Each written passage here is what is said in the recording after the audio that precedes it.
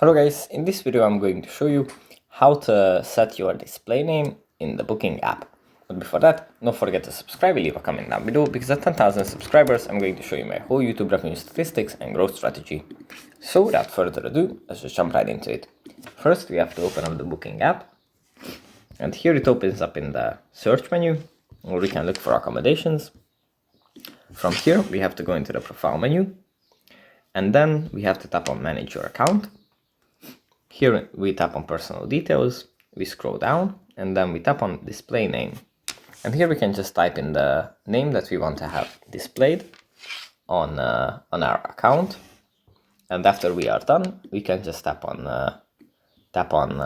save, and then the information is going to be updated, and our display name is going to appear here. And yeah, that's pretty much it for this video. Hope it was helpful for you guys, and I'll see you in the next one. Bye.